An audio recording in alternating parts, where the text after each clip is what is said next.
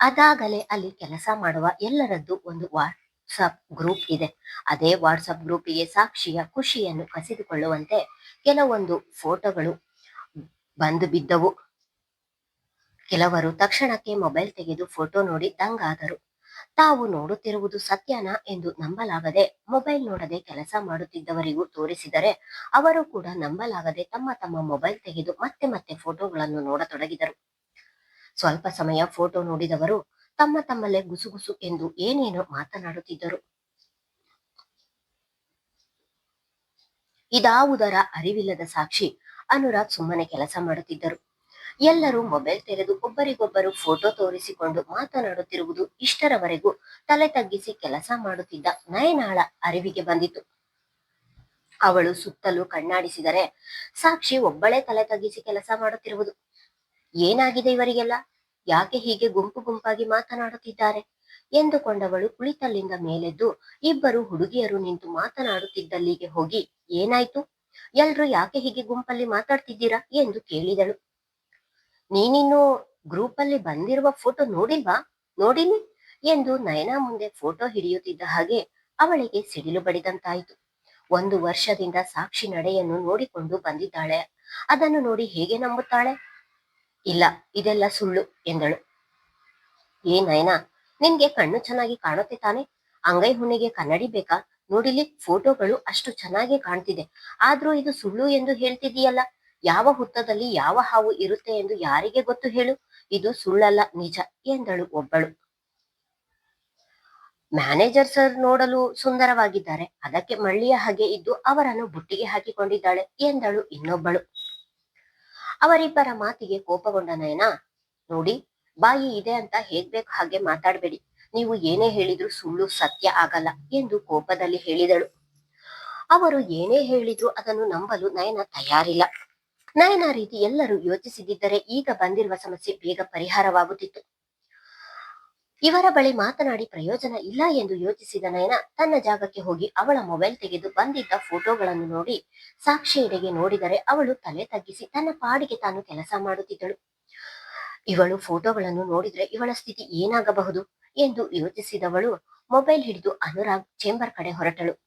May I coming sir ಎಂದು ಬಾಗಿಲ ಬಳಿ ನಿಂತು ಕೇಳಿದಳು. ನಯನ ಧ್ವನಿ ಕೇಳಿ ಲ್ಯಾಪ್ಟಾಪಿನಲ್ಲಿ ಕೆಲಸ ಮಾಡುತ್ತಿದ್ದವನು ತಲೆ ಎತ್ತಿ ಎಸ್ ಕಮಿಂಗ್ ಎಂದನು. ಒಳ ಬಂದವಳೆ, ಸರ್, ನೀವು ನಮ್ಮ ವಾಟ್ಸಪ್ ಗ್ರೂಪ್ ನೋಡಿಲ್ವಾ ಎಂದಳು. ಅವನು ಇಲ್ಲ, ಯಾಕೆ ಎಂದನು. ಅದು ನೋಡಿ ಸರ್ ಇಲ್ಲಿ ಎಂದು ತನ್ನ ಮೊಬೈಲ್ನಲ್ಲಿ ಇರುವ ಫೋಟೋಗಳನ್ನು ಅವನ ಮುಂದೆ ಹಿಡಿದಳು. ಆ ಫೋಟೋಗಳನ್ನು ನೋಡುತ್ತಿದ್ದ ಹಾಗೆ ಕುಳಿತಿದ್ದವನು ದಿಗ್ಗನೆ ಎದ್ದು ನಿಂತನು. ಅವುಗಳನ್ನು ನೋಡುತ್ತಿದ್ದ ಹಾಗೆ ಗುಡುಗು ಸಿಡಿಲು ಎಲ್ಲವೂ ಒಮ್ಮೆಲೆ ಬಂದು ಎದೆಗೆ ಬಡಿದಂತಾಯಿತು. ಆ ಫೋಟೋದಲ್ಲಿ ಇದ್ದದ್ದು ಬೇರಾರೂ ಅಲ್ಲ, ಸಾಕ್ಷಿ ಹಾಗೂ ಅನುರಾಗ್.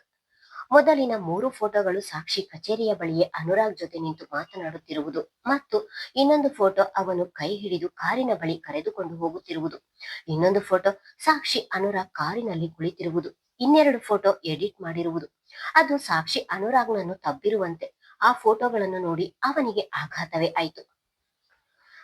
ಇಲ್ಲ ನಯನ, ಇದೆಲ್ಲ ಸುಳ್ಳು. ಮೊದಲಿನ ಫೋಟೋಗಳು ನಿಜ, ಅದು ನಮ್ಮ ಆಫೀಸ್ ಮುಂದೆ ತೆಗೆದಿರುವುದು. ಇನ್ನು ಇವಂತೂ ಸಾಧ್ಯವೇ ಇಲ್ಲ, ಇದೆಲ್ಲ ಸುಳ್ಳು ಎಂದನು. ಈ ಫೋಟೋಗಳು ಸುಳ್ಳು ಎಂದು ನನಗೂ ಗೊತ್ತು ಸರ್, ಆದ್ರೆ ನನಗೆ ಇರುವ ನಂಬಿಕೆ ಇಲ್ಲಿ ಕೆಲಸ ಮಾಡುವ ಎಲ್ಲರಿಗೂ ಇರ್ಬೇಕಲ್ಲ. ಪಾಪ ಸಾಕ್ಷಿಗೆ ಇದರ ಬಗ್ಗೆ ಏನು ಗೊತ್ತಿಲ್ಲ. ನೋಡಿ ಅಲ್ಲಿ ಹೇಗೆ ತನ್ನ ಪಾಡಿಗೆ ತಾನು ಕೆಲಸ ಮಾಡುತ್ತಿದ್ದಾಳೆ ಎಂದು ಸಾಕ್ಷಿಯ ಕಡೆ ನೋಡಿಕೊಂಡು ಹೇಳಿದಳು. ಕೆಲಸ ಮಾಡುತ್ತಿದ್ದ ಸಾಕ್ಷಿಯನ್ನು ನೋಡಿದ ಅನುರಾಗಕ್ಕೂ ಕೂಡ ಸಂಕಟವಾಯಿತು. ಇದೆಲ್ಲ ತಿಳಿದರೆ ಅವಳ ಪ್ರತಿಕ್ರಿಯೆ ಹೇಗಿರಬಹುದು, ಅವಳ ಮನಸ್ಸಿಗೆ ಅದೆಷ್ಟು ನೋವಾಗಬಹುದು ಎಂದು ಅಂದಾಜಿಸಿದನು. ನಯನ, ಈ ಫೋಟೋಗಳನ್ನು ಕಳಿಸಿರುವವರು ಯಾರು ಎಂದನು. ಈಗಲೂ ಕೂಡ ಆ ಫೋಟೋ ಗ್ರೂಪಿಗೆ ಹಾಕಿರುವುದು ಯಾರು ಎಂದು ತಿಳಿಯಲಿಲ್ಲ ಅವನಿಗೆ. ಇನ್ಯಾರು ಸರ್, ಆ ಶರ್ವಾ ಕಳಿಸಿರುವುದು. ನೀವು ಅವನನ್ನು ಗ್ರೂಪಿನಿಂದ ರಿಮೂವ್ ಮಾಡದೆ ತಪ್ಪು ಮಾಡಿದ್ದೀರಾ. ಅದನ್ನೇ ಅಡ್ವಾಂಟೇಜ್ ತೆಗೆದುಕೊಂಡು ಈ ರೀತಿ ಮಾಡಿದ್ದಾನೆ. ಆವತ್ತು ನೀವು ಅವನಿಗೆ ಹೊಡೆದಿದ್ದಕ್ಕೆ ಈ ರೀತಿ ನಿಮ್ಮ ಮೇಲೆ ಹಾಗೂ ಸಾಕ್ಷಿ ಮೇಲೆ ಸೇಡು ತೀರಿಸಿಕೊಳ್ಳುತ್ತಿದ್ದಾನೆ ಸರ್. ಈ ರೀತಿ ಮಾಡಿದ್ರೆ ಒಂದು ಹೆಣ್ಣಿನ ಮನಸ್ಸಿಗೆ ಎಷ್ಟು ನೋವಾಗುತ್ತದೆ ಎನ್ನುವುದನ್ನು ಯೋಚಿಸಲಿಲ್ಲ ಅವನು ಎಂದಳು. ಕೈ ಮುಷ್ಟಿ ಮಾಡಿ ಟೇಬಲ್ಗೆ ಕೋಪದಲ್ಲಿ ಗುದ್ದಿದವನು, ಶರ್ವಾ, ನೀನು ಇಷ್ಟು ನೀಚ ಕೆಲಸ ಮಾಡ್ತೀಯ ಎಂದು ತಿಳಿದಿರಲಿಲ್ಲ.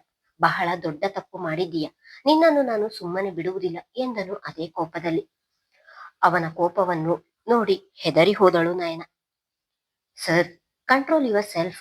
ಮೊದಲು ಈ ಫೋಟೋಗಳನ್ನು ನೋಡಿ ಗುಂಪು ಕಟ್ಟಿಕೊಂಡು ಗುಸುಗುಸು ಎಂದು ಮಾತನಾಡುತ್ತಿರುವವರ ಬಾಯಿಗೆ ಬೀಗ ಹಾಕಿ. ಇವರೆಲ್ಲ ಸಾಕ್ಷಿಯನ್ನು 1 ವರ್ಷದಿಂದ ನೋಡುತ್ತಿದ್ದರೂ ಕೂಡ ಅವಳ ಮೇಲೆ ನಂಬಿಕೆ ಇಲ್ಲ ಇವರಿಗೆ. ಹೇಗೆ ಬೇಕೋ ಹಾಗೆ ಮಾತನಾಡುತ್ತಿದ್ದಾರೆ ಎಂದಳು. ಸಾಕ್ಷಿಯ ಬಗ್ಗೆ ಹಾಗೆಲ್ಲ ಮಾತನಾಡಿದರೆ ಅವನು ಕೂಡ ಸುಮ್ಮನೆ ಇರುತ್ತಾನೆಯೇ? ತಕ್ಷಣ ಹೊರಗೆ ನಡೆದನು. ಅವನ ಹಿಂದೆ ನಯನಾ ಕೂಡ ಹೊರ ಬಂದಳು. ಲಿಸನ್ ಹಿಯರ್ ಎಂದು ಜೋರಾಗಿ ಕೂಗಿದನು.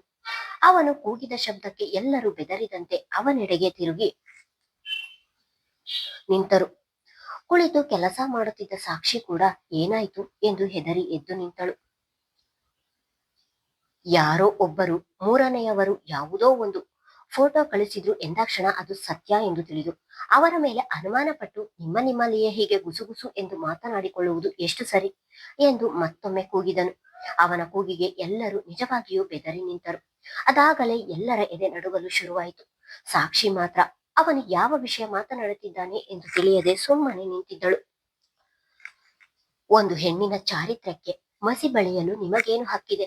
ಸಾಕ್ಷಿ ಅವರು ಇರುವ ಅದೇ ಜಾಗದಲ್ಲಿ ನಿಮ್ಮ ಅಕ್ಕನೋ ತಂಗಿನೋ ಅಥವಾ ನಿಮ್ಮ ಸಂಬಂಧಿಕರ ಹೆಣ್ಣು ಮಕ್ಕಳು ಇದ್ದಿದ್ರು ಕೂಡ ಈ ರೀತಿ ನಡ್ಕೋತಿದ್ರ ಎಂದವನ ಕೋಪ ಅಂದಾಜಿಸಲು ಸಾಧ್ಯವಿಲ್ಲ. ಸಾಕ್ಷಿ ಇರುವ ಜಾಗದಲ್ಲಿ ಎಂದವನ ಮಾತು ಕೇಳಿದವಳಿಗೆ ಎಲ್ಲವೂ ಅಯೋಮಯವಾಯಿತು. ಇವರು ಯಾಕೆ ನನ್ನ ಹೆಸರು ಹೇಳುತ್ತಿದ್ದಾರೆ ಎಂದು ತಿಳಿಯದೆ ಗೊಂದಲದಲ್ಲಿಯೇ ಇದ್ದವಳು ನಿಂತಲ್ಲಿಂದ 2 ಹೆಜ್ಜೆ ಮುಂದೆ ಬಂದು, ಸರ್, ನನ್ನ ಹೆಸರು ಯಾಕೆ ಹೇಳ್ತಿದ್ದೀರಾ ಎಂದು ಅನುಮಾನದಲ್ಲಿಯೇ ಕೇಳಿದಳು. ಸಾಕ್ಷಿಗೆ ಇನ್ನೂ ವಿಷಯ ತಿಳಿದಿಲ್ಲ ಎಂದು ಈಗ ಅವನಿಗೆ ನೆನಪಾಯಿತು. ಅವಳಿಗೆ ಏನು ಹೇಳುವುದು ಎಂದು ತಿಳಿಯದೆ ನಯನ ಕಡೆ ನೋಡಿದನು. ನಯನ ಸಾಕ್ಷಿಯ ಬಳಿಗೆ ಹೋಗಿ ನಿಂತು ಅವಳ ಭುಜ ಬೆಳೆಸಿ ಆಮೇಲೆ ಹೇಳ್ತೀನಿ ಇರು ಎಂದಳು. ಸರ್, ನಮ್ಮ ಮೇಲೆ ಕೂಗಾಡಿ ಯಾವ ಪ್ರಯೋಜನವೂ ಇಲ್ಲ. ಆ ಫೋಟೋಗಳು ಸುಳ್ಳು ಎಂದು ಅದು ಹೇಗೆ ಹೇಳ್ತೀರಾ ನೀವು? ಸಾಕ್ಷಿಗಳು ಕಣ್ಣೆದುರೇ ಇರುವಾಗ ನಾವುಗಳು ನಂಬದೇ ಇರಲು ಹೇಗೆ ಸಾಧ್ಯ? ಈಗ ನಿಮ್ಮಿಬ್ಬರ ಸಂಬಂಧ ನಮಗೆ ತಿಳಿಯಿತು ಎಂದು ಹೀಗೆಲ್ಲ ಮಾತಾಡ್ತಿದ್ದೀರಾ ನೀವು? ಓ, ಅದಕ್ಕೆ ಆ ಶರ್ವ ಸಾಕ್ಷಿಯ ತಂಟೆಗೆ ಹೋದಾಗಲೆಲ್ಲ ನೀವು ಅವಳ ಪರ ನಿಲ್ಲುತ್ತಿದ್ದಿದ್ದು ಎಂದು ನಮಗೆ ಈಗ ತಿಳಿಯುತ್ತಿದೆ. ಅಲ್ಲದೆ ನಿಮ್ಮ ಚೇಂಬರ್ನಲ್ಲಿ ಕುಳಿತು ನೀವು ಆಗಾಗ ಸಾಕ್ಷಿಯನ್ನು ನೋಡುವುದು ನಮಗೂ ಗೊತ್ತಿಲ್ಲ ಅಂದುಕೊಂಡ್ರಾ? ನಿಂತಿದ್ದವರಲ್ಲಿ ಒಬ್ಬ ಧೈರ್ಯ ಮಾಡಿ ಅನುರಾಗ್ ಎದುರಿಗೆ ಮಾತನಾಡಿದನು. ಸಾಕ್ಷಿಯಂತೂ ಇವನ ಮಾತು ಕೇಳಿ ಪಾತಾಳಕ್ಕೆ ಕುಸಿದು ಹೋದಂತಾಯಿತು. ಏನು ನಡೆಯುತ್ತಿದೆ ಇಲ್ಲಿ? ಇವರು ಯಾಕೆ ಹೀಗೆಲ್ಲ ಮಾತಾಡ್ತಿದ್ದಾರೆ? ಅನುರಾಗ್ ಸರ್ ನನ್ನನ್ನು ಅವಾಗವಾಗ ವಹಿಸಿಕೊಂಡು ಮಾತನಾಡಿದರು. ಆ ಶರ್ವ ಮಾಡಿದ ತಪ್ಪಿಗೆ ಶಿಕ್ಷೆ ಕೊಟ್ಟರು ಅಷ್ಟೆ. ಆದ್ರೆ ಇವರು ನೋಡಿದ್ರೆ ಏನೇನೋ ಮಾತಾಡ್ತಿದ್ದಾರಲ್ಲ ಎಂದು ಮನದಲ್ಲಿ ಯೋಚಿಸಲು ಶುರು ಮಾಡಿದಳು. ಅವನ ಮಾತು ಕೇಳಿ ಉಕ್ಕುತ್ತಿದ್ದ ಕೋಪವನ್ನು ಹತ್ತಿಕ್ಕಲಾಗದೆ ಒಡನೆಯೇ ಅವನ ಕೊರಳ ಪಟ್ಟಿ ಹಿಡಿದು ಅವನ ಕೆನ್ನೆಗೆ ಜೋರಾಗಿ ಬಾರಿಸಿದವನು, ಏನಂದೆ? ಇನ್ನೊಮ್ಮೆ ಹೇಳು. ನಮ್ಮಿಬ್ಬರ ಸಂಬಂಧನ ನಮ್ಮಿಬ್ಬರ ಮಧ್ಯೆ ಯಾವ ಸಂಬಂಧ ಇದೆ ಎಂದು ಗೊತ್ತಾ ನಿನಗೆ? ನಿನಗೆ ಎಷ್ಟು ಧೈರ್ಯ ಇದ್ರೆ ಒಂದು ಹೆಣ್ಣಿನ ಬಗ್ಗೆ ಈ ರೀತಿಯೆಲ್ಲ ಮಾತಾಡ್ತೀಯ ನೀನು ಎಂದವನು ನಂತರ, ಛೀ, ನಿಮ್ಮನ್ನೆಲ್ಲ ನೋಡುತ್ತಿದ್ದರೆ ನನಗೆ ಅಸಹ್ಯವಾಗುತ್ತಿದೆ ಎಂದನು. ನಯನ, ಏನಿದೆಲ್ಲ? ಇವರು ಯಾವ ಫೋಟೋ ಬಗ್ಗೆ ಮಾತಾಡ್ತಿದ್ದಾರೆ? ಸಾಕ್ಷಿಗಳು, ಸಂಬಂಧ ಏನೇನೋ ಹೇಳ್ತಿದ್ದಾರಲ್ಲ, ಏನು ನಡೆಯುತ್ತಿದೆ ಇಲ್ಲಿ? ಕೊನೆಯಲ್ಲಿ ಸಾಕ್ಷಿ ಕೂಡ ಕಿರಿಚಿದಳು. ಅದಾಗಲೇ ಅವಳ ಕಣ್ಣು ತುಂಬಿದವು. ಏನೋ ಆಗಿದೆ ಎಂದು ಅವಳಿಗೂ ಅರಿವಾಯಿತು. ಸಾಕ್ಷಿ, ಆ ಶರ್ವ ನಿನ್ನ ಮತ್ತೆ ಮ್ಯಾನೇಜರ್ ಸರ್ನ ಮೇಲಿನ ಕೋಪದಿಂದ ಅವನು ನಿಮಗೆ ಗೊತ್ತಿಲ್ಲದೆ ನಮ್ಮ ಆಫೀಸ್ ಮುಂದೆ ತೆಗೆದ ಫೋಟೋಗಳು ಅದರ ಜೊತೆಗೆ ಕೆಲವು ಸುಳ್ಳು ಫೋಟೋಗಳನ್ನು ಸೃಷ್ಟಿಸಿ ಇವತ್ತು ನಮ್ಮ ಆಫೀಸ್ ಗ್ರೂಪ್ಗೆ ಕಳಿಸಿದ್ದಾನೆ. ಇವರೆಲ್ಲ ಅದನ್ನು ನಿಜ ಎಂದು ನಂಬಿದ್ದಾರೆ ಎಂದು ತಡೆದು ನುಡಿದಳು. ಇದರಿಂದ ಸಾಕ್ಷಿಯ ಮನಸ್ಸಿಗೆ ಅದೆಷ್ಟು ನೋವಾಗುತ್ತದೆ ಎಂದು ಅವಳಿಗೂ ಕೂಡ ತಿಳಿದಿದೆ. ನಮ್ಮ ಆಫೀಸ್ನಲ್ಲಿ ನನಗೆ ಗೊತ್ತಿಲ್ಲದೆ ಇಷ್ಟೆಲ್ಲ ನಡೆದಿದೆಯಾ? ಯಾವ ಫೋಟೋಗಳು ತೋರಿಸು ಎಂದಳು ಆತಂಕದಲ್ಲಿ. ಅದಾಗಲೇ ಅವಳ ಹೃದಯ ನಡುಗುತ್ತಿತ್ತು. ನಯನ ತಕ್ಷಣ ಅವಳ ಫೋನ್ ಓಪನ್ ಮಾಡಿ ಫೋಟೋಗಳನ್ನು ತೋರಿಸಿದಳು. ಅವುಗಳನ್ನು ನೋಡಿ ಸಾಕ್ಷಿಗೆ ತಲೆ ತಿರುಗಿದಂತಾಯಿತು. ಆ ಫೋಟೋಗಳನ್ನು ನೋಡುತ್ತಿದ್ದ ಹಾಗೆ ಅವಳ ಶಕ್ತಿಯೆಲ್ಲ ಹುದುಗಿ ಹೋದಂತಾಗಿ ನಿಲ್ಲಲು ಶಕ್ತಿ ಇಲ್ಲದೆ ಬೀಳುತ್ತಿದ್ದವಳು ಆಸರೆಗಾಗಿ ನಯನಾಳನ್ನು ಬಿಗಿಯಾಗಿ ಹಿಡಿದಳು. ನಯನ ಕೂಡ ಅವಳು ಕುಸಿಯುವುದು ಅರಿವಾದಾಗ ತಕ್ಷಣ ತಾನು ಬಿಗಿಯಾಗಿ ಅವಳನ್ನು ಹಿಡಿದುಕೊಂಡಳು. ಕಣ್ಣಿನಿಂದ ನೀರು ಒಂದೇ ಸಮ ಇಳಿಯುತ್ತಿದ್ದವು. ನಯನ, ಆ ಫೋಟೋಗಳು ಫೇಕ್ ಎಂದು ಬಿಕ್ಕಳಿಸಿ ಹೇಳಿದಳು. ಸಾಕ್ಷಿ, ಅದು ನನಗೂ ಗೊತ್ತು, ನೀನು ಅಳಬೇಡ ಎಂದು ಹೇಳಿ ಅವಳಿಗೆ ಸಮಾಧಾನ ಮಾಡಿದಳು. ಅಳದೆ ಹೇಗಿರಲಿ ನಯನ, ಅವರು ಹೇಗೆಲ್ಲ ಮಾತನಾಡಿದ್ರು ನೀನು ಕೇಳಿಸಿಕೊಂಡೆಯಲ್ಲ, ನನಗೂ ಅವರಿಗೂ ಸಂಬಂಧ ಕಟ್ಟುತ್ತಿದ್ದಾರೆ ಎಂದು ಹೇಳಿ ಅಳುವನ್ನು ಜೋರು ಮಾಡಿದಳು. ಮುಂದುವರಿಯುವುದು. ಧನ್ಯವಾದಗಳು.